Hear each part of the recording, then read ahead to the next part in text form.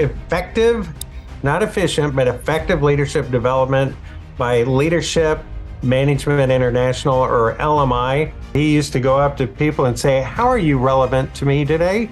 And he's like, "Well, maybe your job isn't relevant." That's very bold and very high dominance to do that.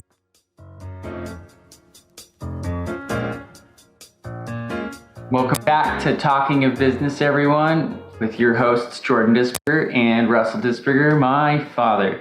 So today, as usual, this is the second week, we will be going over a case. Last week, you can check out our first episode. So the new format for this series of 10 episodes is that we will break down a problem. And originally, they were all going to be real problems with real companies. And this isn't. Now, you be good here. This is a common problem with almost every company that I've ever worked with. So it's not. Company. It's a generic. We've just made it a generic company for the purpose of today. So don't make it sound like it's all made up. The problem is common. It's slightly different. My dad and I have the freedom to choose our own cases, and my case was really, here's this extremely successful company, and they just get more successful. What would you do? Keep going. Anyway, no, I think there was a lot of good dialogue last week, but I definitely think there are some good lessons learned from this case as well, and we'll dive into it. I know none of the answers. I did read over the case 10 minutes ago, so let's kick it off, Dad, if you want to introduce it. So as a management consultant, working with companies over the last 30 years, this scenario, when I ran across this case study out of the program from Leadership Management International, this is one of their leadership training case studies that they use within their program. So I'm going to read to you kind of the highlights of it. This is a Midtown graphic arts printing company. And so what they do is they take photographs, high-end, extremely detailed photographs of paintings, posters, artwork, and create these lithographs, and they sell them. They have international clients from around the world, and they're known for their quality and consistent reliability. So their brand and reputation is extremely important. And obviously, it's full color printing. James Hunt is the supervisor of the department. And the work in this is somewhat complicated because whenever you shoot it, there's going to be multiple cameras, and all these cameras have extremely high-end lenses. The glass on these cameras are extremely expensive. There is a very detailed process that the employee has to go through in making sure that every time that they go through a series that they re-clean these lenses. Because when you're printing lithographs, you cannot afford any dust or dust specks. The lighting has to be just perfect. And so the idea is that James has done the supervisor in teaching and reteaching all the employees the standards to maintain the quality. Now, the supervisor, James Hunt, discovered today that the lenses, one of the camera lenses had a scratch on it, and it would have to be replaced. Not only is this expensive lens very, very expensive, he would have to wait or shut down that area until they got the replacement lens. So he ended up having a cost of operations, or the lost opportunity cost, let alone the cost of the lens. Plus, he still had all the overhead that the staff would incur in the building, and the rent, the heating. So what he wanted to do is he looked around and he figured out, and diving into the feedback log that he had on all the employees, and he identified an individual by the name of Curtis. Curtis has been new on the job for about 8 months. And about 6 weeks after he came to work, he was reminded, based on the training log, of the necessity to maintaining a clean camera lens.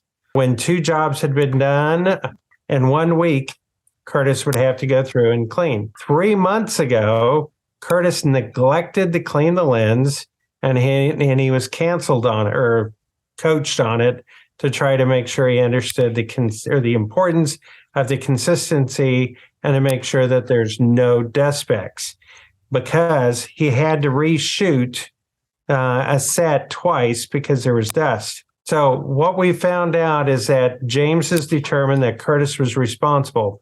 So when Curtis arrives, the dialogue went like this. James, the supervisor, approached Curtis. Curtis, I know you are aware of the delay in our work schedule because we're having to replace the lenses that was badly scratched on your shift. I noticed that I have 2 previous occasions discussed with you the importance of cleaning the lenses properly, and you assured me that you would take care of it. Will you please tell me about the scratched lenses? Curtis, well, I nearly always clean the lenses the first thing when I come to work, but yesterday the cleaning brush was not in the drawer where it belonged. The lenses did not look so bad, so I decided to skip it because we were so busy and the backlog was high. So then right after, Peter came up to me and griped about the job that they had just done and showed Curtis some of the dust specks on the negatives that he would have to, in a sense, do double work or shoot the product again. Still didn't see the cleaning brush, but knew that he had to clean the lenses. So he reached and grabbed a paper towel to clean the lens. Later, I found the cleaning brush and it was in the wrong drawer. But Peter was in too big of a hurry to give me the time to look for it. He ought to know that there are some things you just can't rush. So what would you say next if you were James, the supervisor, Jordan? Well, depends. Do I have background and understanding how stuff works, or should I just? So you could summarize it as simple as that you had a what appears to be what we call a willing worker who intended to do well. Obviously, even though it was explained to him the importance of cleaning, didn't see anything on it, and he was doing what he thought was good enough. So I would, before responding, I think it's important to break down a few elements from your summary, and your summary kind of makes them very, very clear to me. There's a couple of things that I'd like to point out. The first is, one, whenever you have an issue like this, you need to really get to the root cause. Whether it's Curtis in the position or someone else, would this same issue happen? And it's definitely possible. I don't think Curtis, from the information supplied, is as you described him, he's a willing employee. He's trying to do right. He thought that he was doing right. So there's an issue there that he may understand the importance of his work or doing the work correctly, but there's a gap between, hey, this paper towel is going to destroy this and you have to use the brush. There's also, so this would be the second time that you've told him to do this, because you've already corrected him once shortly after he was hired. So this is the second time. But the case was very explicit that the importance of doing it correctly. Right. And so there is a lack of training there that says, hey, you need to do it with the brush. You need to put everything on hold until you can do it right. Jane or Curtis may have said that you have to know that these things take time. Well, everything takes time, and it takes more time to do it right, but it's going to cost more and take even more time if you do it wrong, right? And so we need to make sure that he's adequately trained, but then it's not just Curtis who's the issue. if he's a shift worker and there was let's say he's second shift and you had a first shift worker, well, that first shift worker didn't put the brush up right, so they're inadequately trained as well. So getting to the root cause, it's not down to just the neglect of Curtis. There's obvious signs of poor training going on for this process. Things need to be put back to a certain way and things need to be done a certain way. And that needs to be communicated to everyone who's operating here. So you're saying it's okay for Curtis to use sandpaper on those lenses? No, that's part of the training. That's kind of what a paper towel is to a high-end lens. And that's true. So the training would identify, hey, you must use the brush. Saying, hey, we need to clean the cameras because if they're down, we can't produce our equipment. That's one thing. Saying, hey, we need to clean with this brush because any other material will damage the camera and we have to do it. It doesn't matter what kind of rush we're in. It would cost us more money to damage the camera or to forego the cleaning. And so whether or not there's people upstream who are waiting on you, you must put your foot down and follow what's being trained. Now, if there's continued neglect of that training, then there's an issue. And I know what one of the next questions is. It says, should you talk to Peter? Well, Peter needs to understand the processes below him as well. He needs to understand that those processes need to be done in accordance with the proper training. And if that means that he must wait, then he must wait. And so him going down to that process and saying, hey, we need to redo this or we need to make this work is not okay. But it also, Curtis wouldn't have had to redo the work anyway if he had been trained properly. So and you're saying trained in the sense of the workflow. Workflow, yes.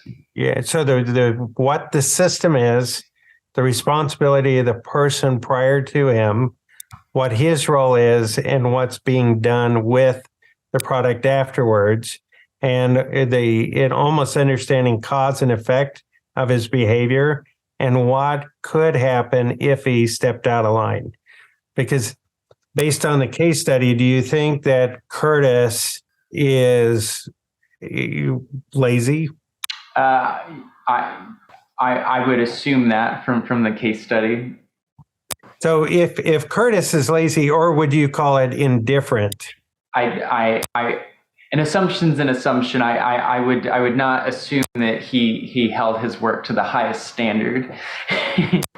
So what could you do, or what would you do to motivate or to compel an indifferent or someone who's just got a job, make him care about what he's doing? How do you create pride?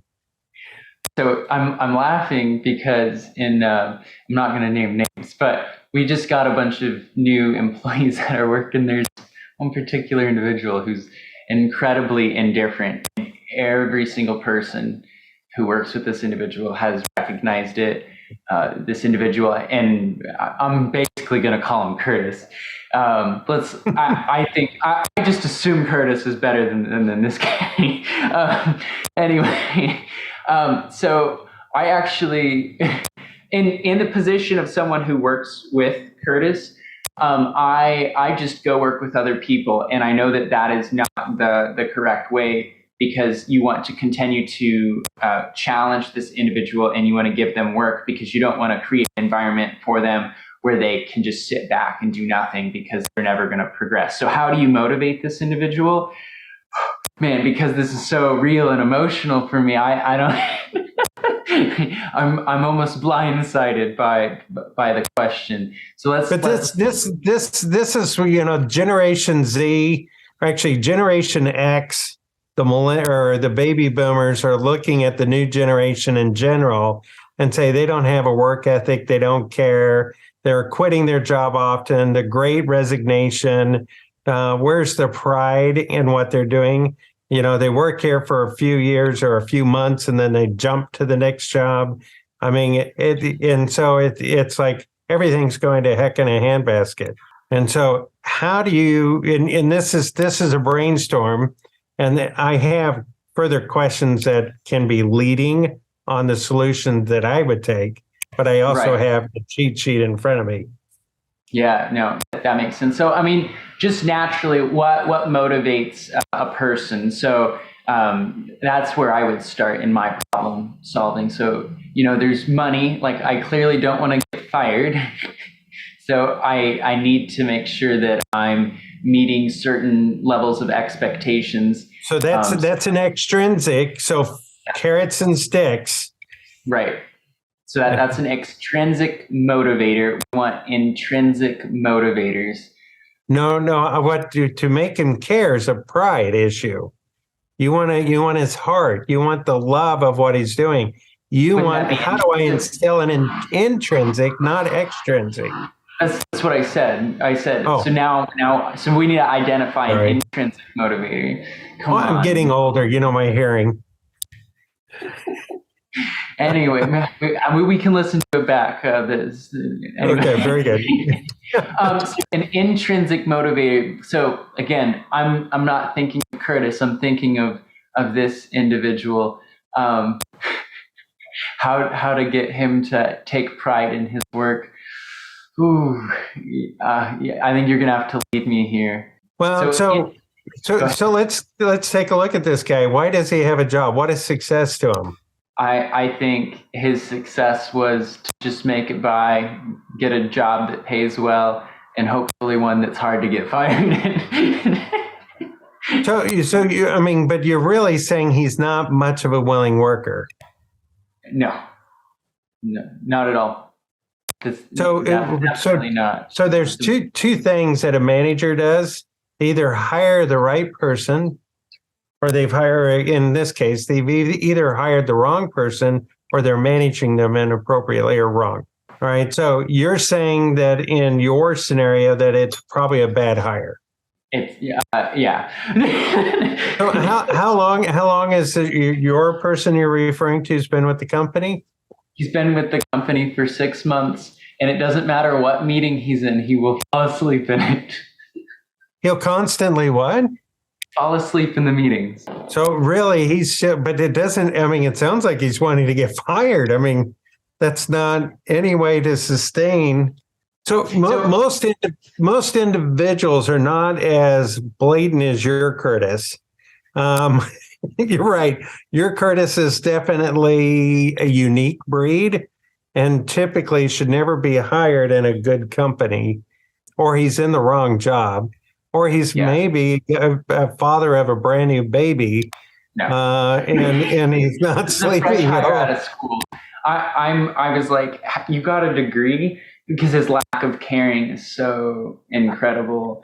So one thing that I and another colleague had talked about doing was, hey, we need to have a heart-to-heart with him and just be like, hey, like, yes, you may not want to do this job, but like, is it just so unmotivating? Like, take pride in your work. Like, this is what you're doing 8 days or 8 hours for 5 days a week. Like, will you take no pride in it at all and just be numb? Like, what kind of way of living life is that? Well, so to try to lead you a little bit of how I sometimes would take somebody like that is that I ask the employee their thoughts.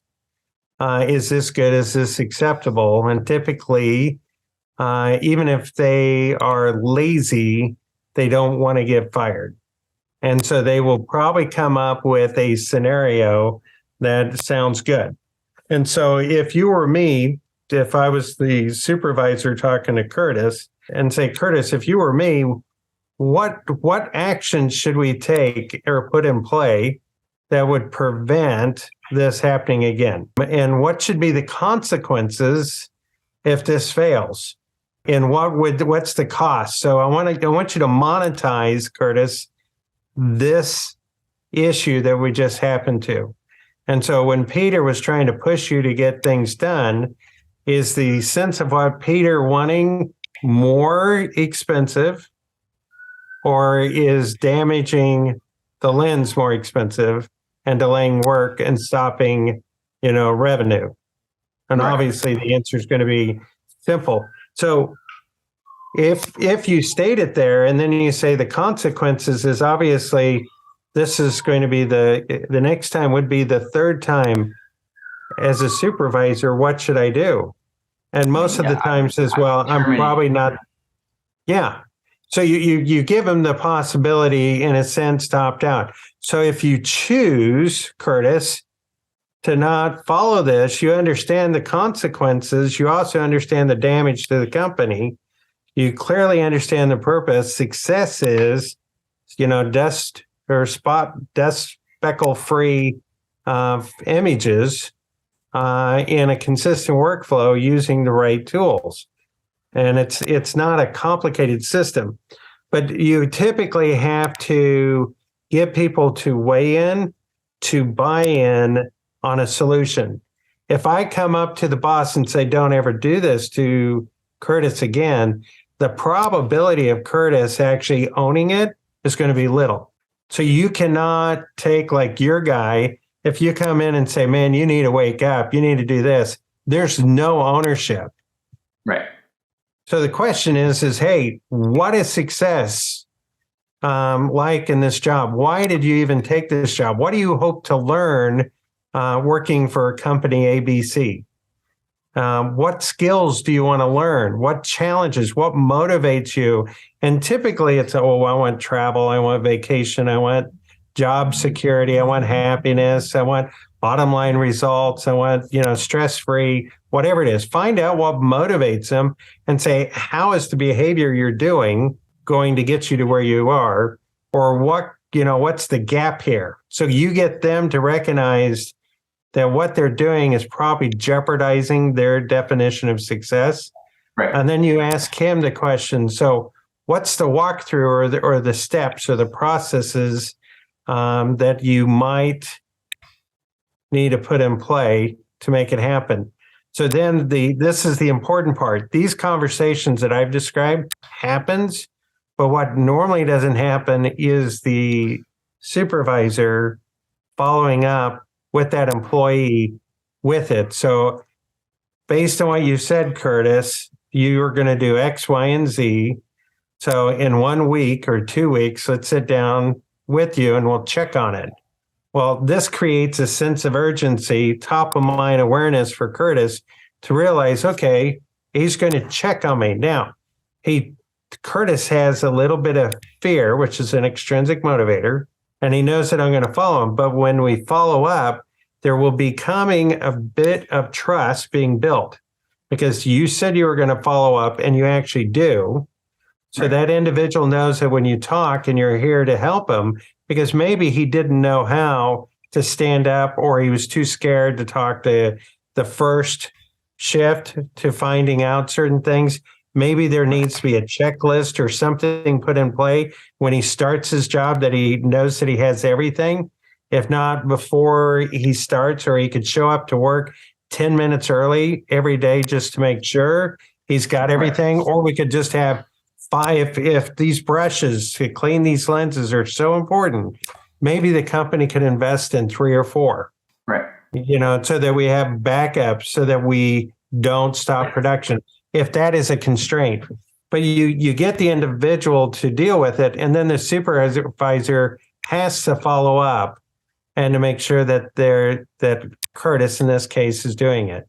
So the first part there is when Curtis over to what you're already thinking. Like, we all already have like these motivators, and we can clearly see, hey, there's neglectfulness, there's laziness here, and we know he needs to do better, but we need to win him over to do better. And so by getting to his pain point, his intrinsic motivators paired with obviously the extrinsic fear of what's going on, you can win Curtis over to, hey, okay, I'm going to think about this a little bit differently and I need to change my actions, but then continue to build trust in that environment. Hey, I'm going to check in with you because the check-in also, again, I don't know if you stated it explicitly, but that creates another sense of fear and urgency that, hey, we're going to readdress this whether I make the mistake or not. So I need to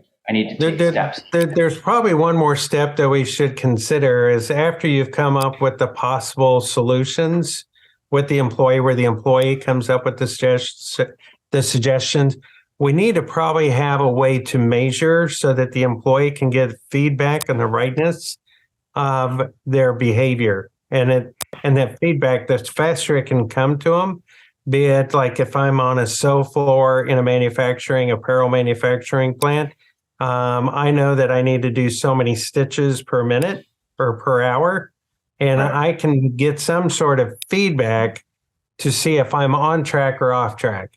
Somehow or another that we can create some sort of a dashboard where the employee can see if they're winning or losing. It also is an indicator to the supervisor if they need to intervene sooner than later. And then, of course, agree upon the follow-up process. Right. And then you can identify if they're starting to slip again or fall back into poor habits. You have that information. And that's something that they can look at live. So just going back to my example. So my Curtis, we do have a dashboard, but our dashboard is completely arbitrary. Everyone, so we do the agile. So it's a joke, right? Yeah, what?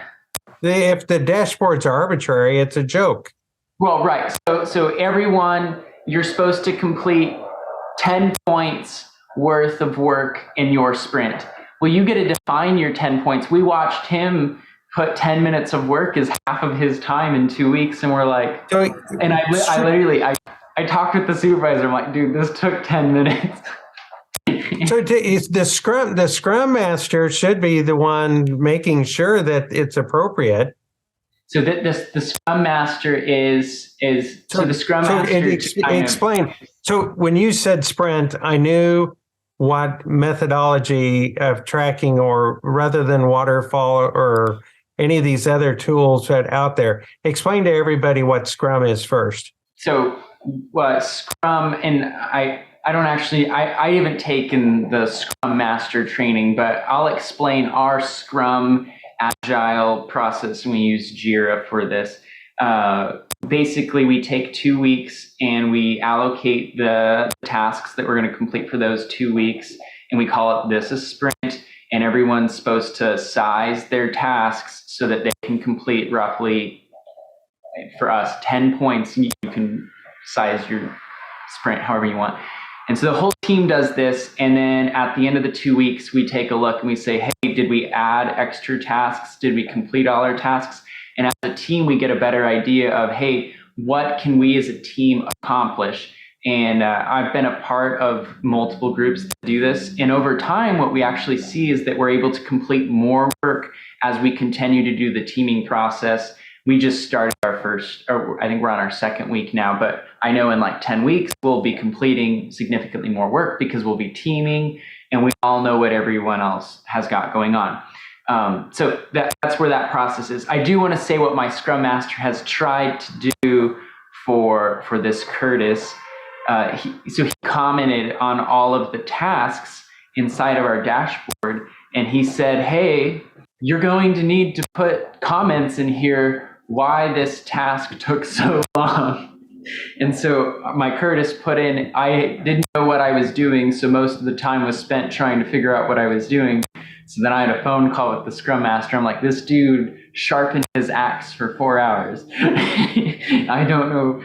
And so at that time, the people are being questioned there, and I know that there's some backside conversations as to, hey, like we're going to need to do more work than this. But I don't think it's quite happened where it's a conversation with him and coming up with like, hey, why are you here? What do you want to get out of this job? What would you mark as success?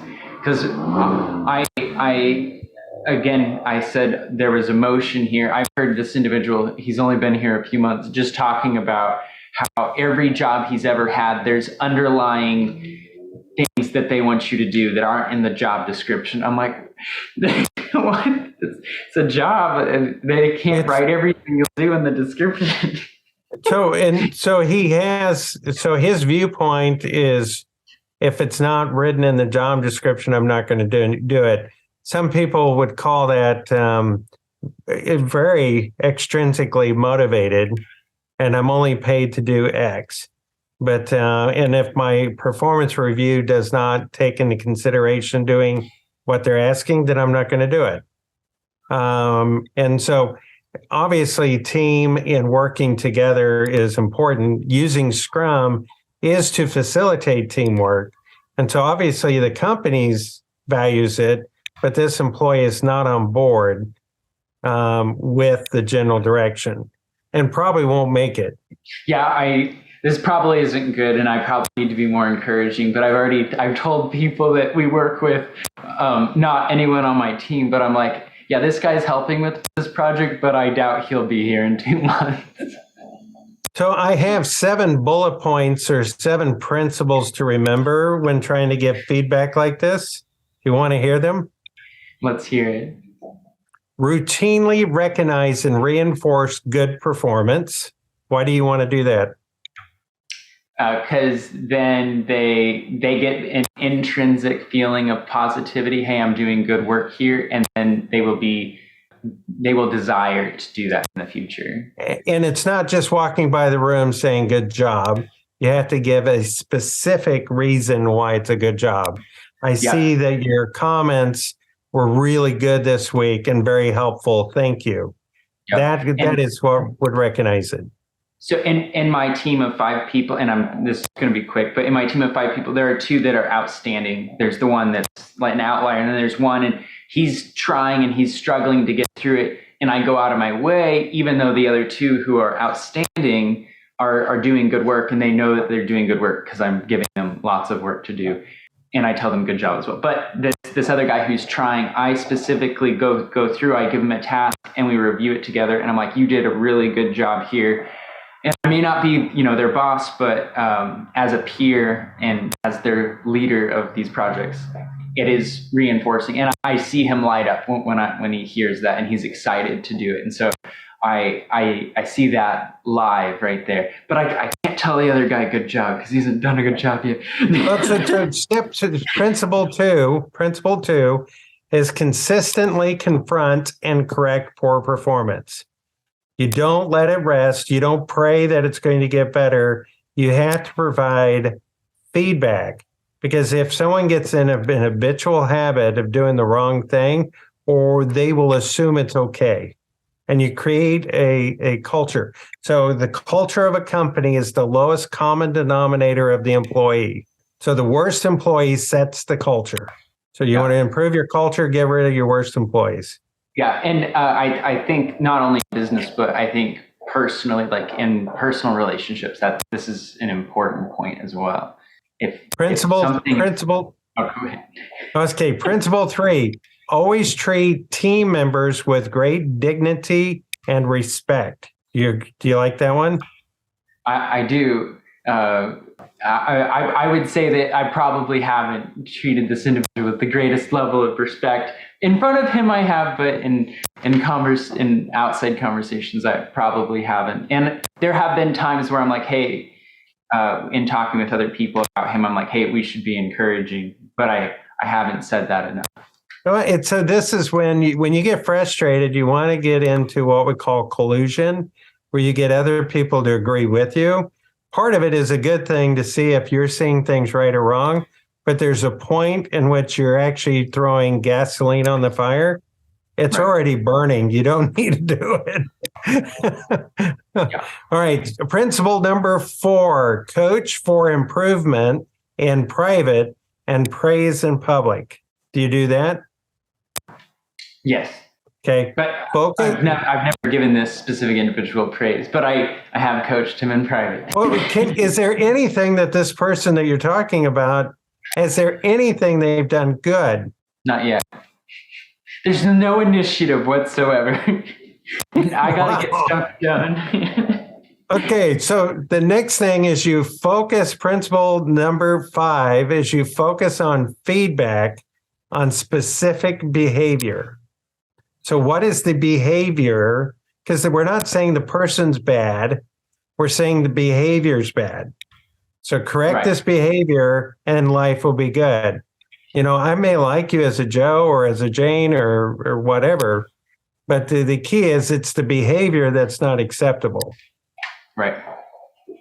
Right. And principle number 6. Or go ahead. I did want to make one point there, and I think it's important. It may be difficult sometimes to call out poor behavior in certain situations with this individual.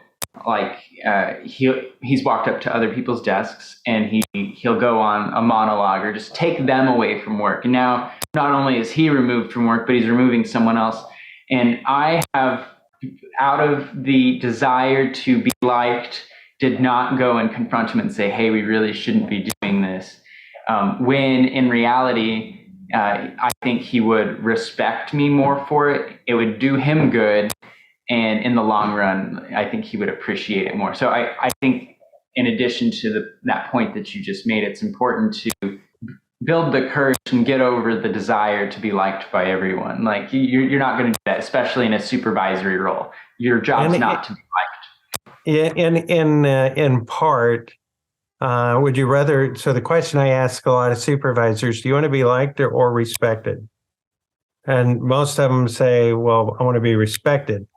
But I have found a few that would rather be liked, and those are the ones that typically don't do as well. Now, ideally, you want to be both, but respect comes first. Because if I'm soft and I'm lenient and I look the other way, they don't respect me. They know I'm easy. Have you ever the Michael Scott quote from The Office? Have you ever heard that? He was posed that question. And he said, I want people to be afraid of how much they respect me. So instead of like, it was fear, but anyway. Well, and you've kind of given away principle 6 is you give more help, encouragement, and praise, then you receive. And so what you want to do is you want to help and encourage more people and give more praise than you get. So the idea is that if you can share or pass it forward, it's kind of the go-giver mindset, is if you can pay it forward, people will respect you, trust you, and want to be around you. And then they look to you as kind of as a tribal leader, even if your position isn't in the leadership realm, people will see you as kind of a change agent. And then the last principle is use frequent feedback to reinforce the attitudes, the skills, and the habits that lead to successful performance. No, I think those are definitely good summary points, and to keep those in mind. It's probably too long for you to just reiterate again here. So I'll put it in the comments or whatever, those 7 bullet points to kind of summarize, and you can write them down on a piece of paper, you could frame them on the wall, but whenever you're going through a coaching situation, I think reflecting on those would be very important. And I find that with a lot of summaries, that there's a lot of situations where if you just look back, it'll reinforce those principles, because even over time, as we learn about these skills, sure, you know it all by heart, Dad, but some of us need reminders from time to time when we're not teaching it. Well, and this is a kind of an excerpt out of this program called Effective Leadership Development from the Meyer Resource Group, and the company is Leadership Management International. They have a series of programs to, in a sense, train and coach and lead individuals. So find somebody in your area or give us a call and I can walk you through. But this was a small sample of the training. They have even more on this topic and how to move forward. I think this is a good snapshot. I know it's a small deviation, Jordan, from what you wanted from a case study, but I thought it was still a case study. But I thought it was still a case study and very, very relevant based on today's environment. I definitely agree. I think it can be very helpful. I'll try to title it right now: Motivating Gen Z, or I don't know. how to plug the holes of the or how to improve retention, or plug the holes in the bucket from people leaving and minimize turnover. Yeah, there's the Great Resignation. There's quiet quitting. I don't know if you've heard of quiet quitting, but it's where you just where you quietly just do what you're told, nothing more, which I think is basically what this guy's doing. But he's not very quiet if he's sleeping in front of people at a meeting. I mean, that's not quiet, man. It might be a health issue, honestly. Well, I've had meetings with him. I make him stand. Well, so maybe has he been encouraged to get involved in a wellness program by exercise or? I cannot say. Probably though. Well, it sounds like. But I was told certain things. Hopefully, he's young. Hopefully he's young enough to wake up and still have a good future and direction in his life. And life is not like high school or college where you can sit in the back row and get by. You've got to actually, every day counts. I had one CEO was on a kick, but he used to go up to people and say, "How are you relevant to me today?" I mean, how would that make you feel? I mean, it would put you right on the spot, and you would have to figure out, am I in trouble? Am I this? Am I that? Did I not do enough work? But it causes you. But that was kind of managing by fear. But his key was get into cost savings. And he had hired too many people and was gotten too fat. The company got too fat with staff, and he needed to go out and find. So if someone couldn't answer how they're relevant, he's like, well, maybe your job isn't relevant. And he would take note, and yes, he would terminate. So he was, there's better ways of downsizing an organization than to do that. Yeah, I don't know if that would be my tactic of leading, but that's very bold and very high dominance to do that. Oh, yeah, you recognized his behavior profile. Yeah, I'm dominant, but not that dominant. That guy is very high. Anyway, no, I think this was a good episode, Dad. I appreciate you picking out a case. I'll pick next week's case, and we'll go over it then. And this has been Talking Business, everyone. I hope you enjoyed it. If you'd like to learn more about the program, Dad, what's it called again? This program. It's called Leadership, or Effective, not efficient, but Effective Leadership Development by Leadership Management International, or LMI. And some of the elements were actually developed by Paul J. Meyer, which is a very good program. They're one of the founders, actually, in the business coaching realm, dating way, way, way back in the beginning. Fantastic. Well, thank you. I will put a link to that program in the description, so you guys can take a look there. Look at that if you want more information. I'll also summarize those points to keep in mind when dealing with a Curtis, also in the description. And check out our other episodes. Follow us, like us, subscribe to us, whatever platform you're on. I think we're on YouTube, and then anywhere where podcasts can be found. Anyway, thanks for tuning in, everyone.